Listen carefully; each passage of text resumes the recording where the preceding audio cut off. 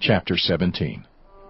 After 6 days Jesus took with him Peter, James, and John, the brother of James, and led them up a high mountain by themselves. There he was transfigured before them. His face shone like the sun, and his clothes became as white as the light. Just then there appeared before them Moses and Elijah, talking with Jesus. Peter said to Jesus, "Lord, it is good for us to be here. If you wish, I will put up 3 shelters, one for you, one for Moses, and one for Elijah." While he was still speaking, a bright cloud covered them, and a voice from the cloud said, "This is my Son, whom I love. With him I am well pleased. Listen to him." When the disciples heard this, they fell face down to the ground, terrified. But Jesus came and touched them. "Get up," he said. "Don't be afraid." When they looked up, they saw no one except Jesus. As they were coming down the mountain, Jesus instructed them, "Don't tell anyone what you have seen until the Son of Man has been raised from the dead." The disciples asked him, "Why then do the teachers of the law say that Elijah must come first?"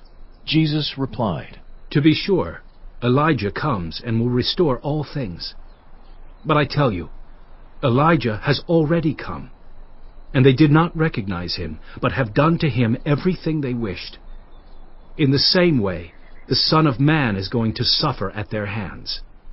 Then the disciples understood that he was talking to them about John the Baptist. When they came to the crowd, a man approached Jesus and knelt before him. "Lord, have mercy on my son," he said. "He has seizures and is suffering greatly. He often falls into the fire or into the water. I brought him to your disciples, but they could not heal him." "You unbelieving and perverse generation," Jesus replied, "how long shall I stay with you? How long shall I put up with you? Bring the boy here to me." Jesus rebuked the demon, and it came out of the boy, and he was healed at that moment. Then the disciples came to Jesus in private and asked, "Why couldn't we drive it out?" He replied, "Because you have so little faith. Truly I tell you, if you have faith as small as a mustard seed, you can say to this mountain, 'Move from here to there,' and it will move. Nothing will be impossible for you." When they came together in Galilee, he said to them, "The Son of Man is going to be delivered into the hands of men. They will kill him, and on the 3rd day he will be raised to life." And the disciples were filled with grief. After Jesus and his disciples arrived in Capernaum, the collectors of the 2 drachma temple tax came to Peter and asked, "Doesn't your teacher pay the temple tax?" "Yes, he does," he replied. When Peter came into the house, Jesus was the first to speak. "What do you think, Simon?" he asked. "From whom do the kings of the earth collect duty and taxes? From their own children or from others?"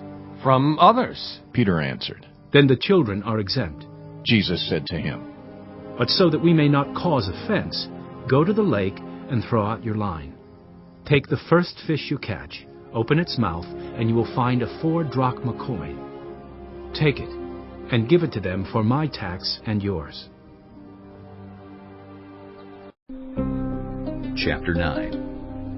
And he said to them, "Truly I tell you, some who are standing here will not taste death before they see that the kingdom of God has come with power."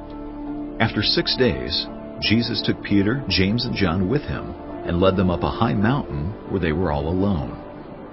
There he was transfigured before them. His clothes became dazzling white, whiter than anyone in the world could bleach them. And there appeared before them Elijah and Moses, who were talking with Jesus. Peter said to Jesus, "Rabbi, it is good for us to be here. Let us put up 3 shelters, one for you, one for Moses, and one for Elijah." He did not know what to say. They were so frightened.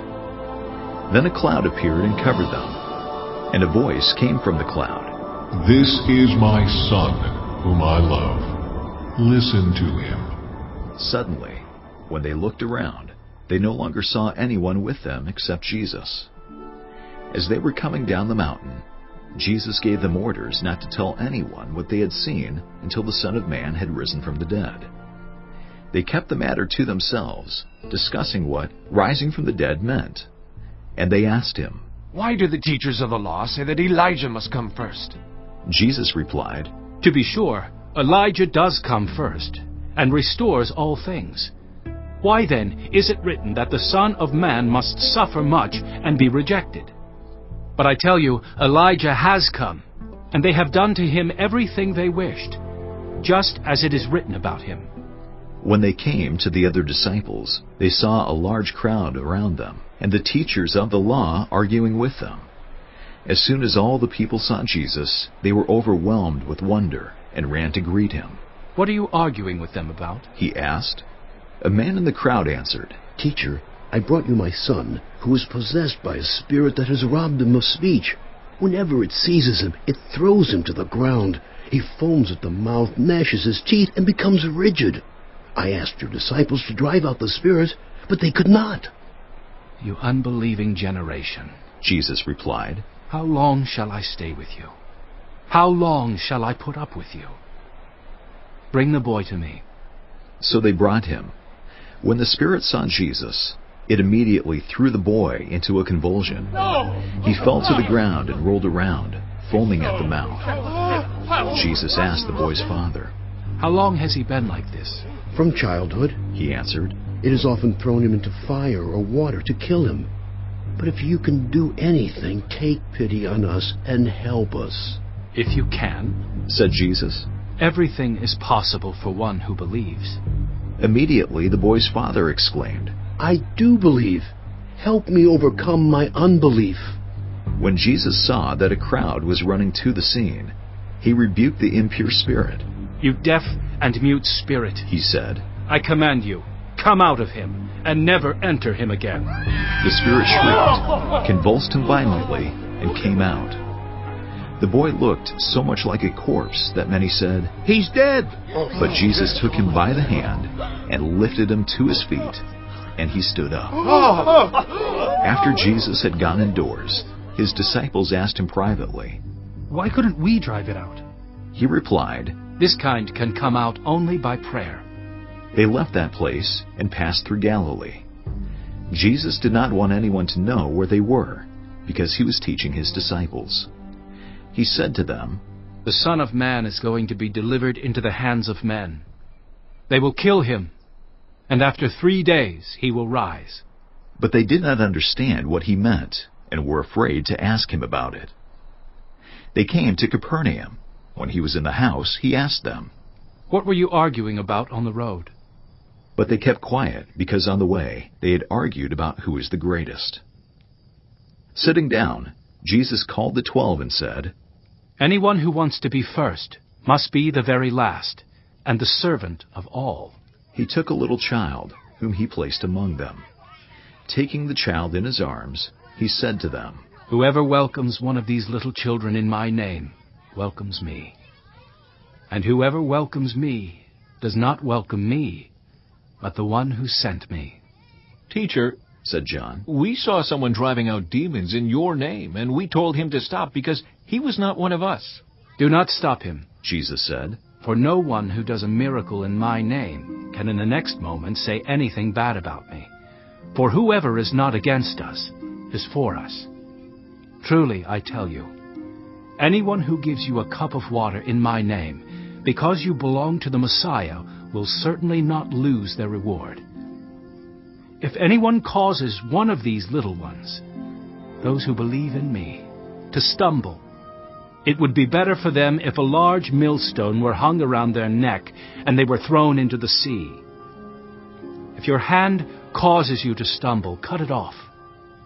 It is better for you to enter life maimed than with 2 hands to go into hell, where the fire never goes out. And if your foot causes you to stumble, cut it off. It is better for you to enter life crippled than to have 2 feet and be thrown into hell. And if your eye causes you to stumble, pluck it out.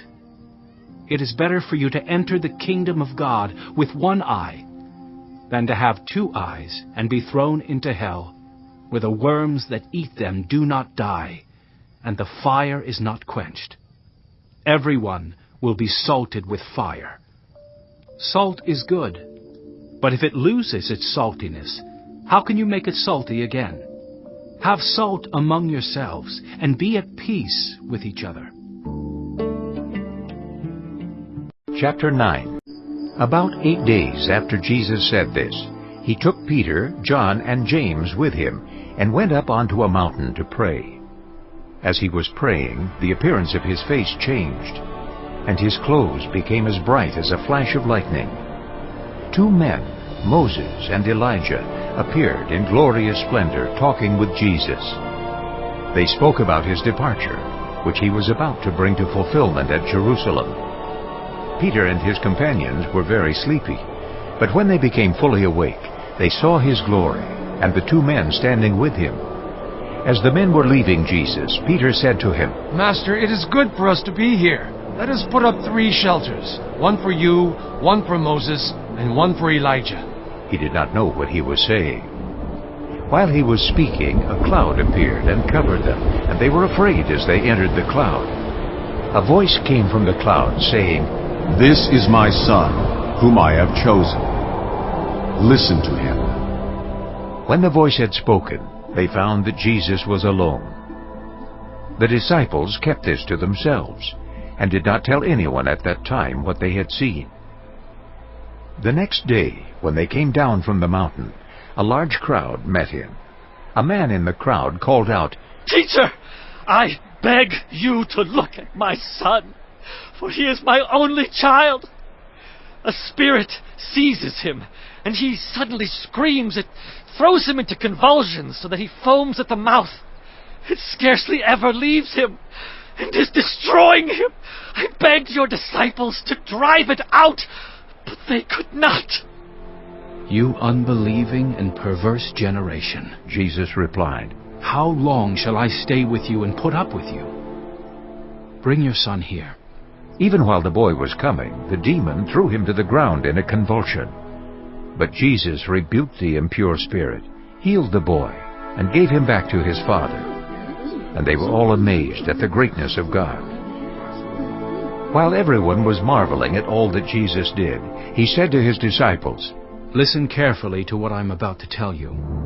The Son of Man is going to be delivered into the hands of men. But they did not understand what this meant. It was hidden from them, so that they did not grasp it, and they were afraid to ask him about it. An argument started among the disciples as to which of them would be the greatest. Jesus, knowing their thoughts, took a little child and had him stand beside him. Then he said to them, Whoever welcomes this little child in my name welcomes me, and whoever welcomes me welcomes the one who sent me. For it is the one who is least among you all who is the greatest. Master, said John, we saw someone driving out demons in your name, and we tried to stop him because he is not one of us. Do not stop him, Jesus said, for whoever is not against you is for you. As the time approached for him to be taken up to heaven, Jesus resolutely set out for Jerusalem.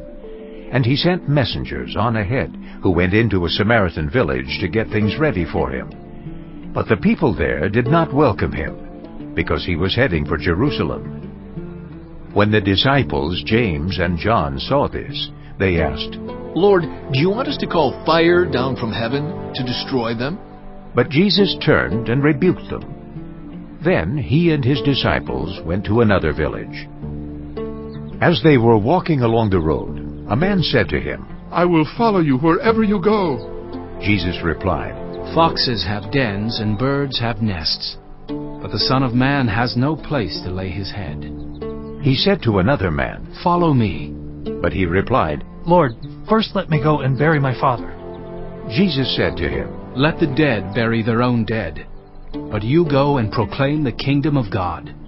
Still another said, I will follow you, Lord, but first let me go back and say goodbye to my family.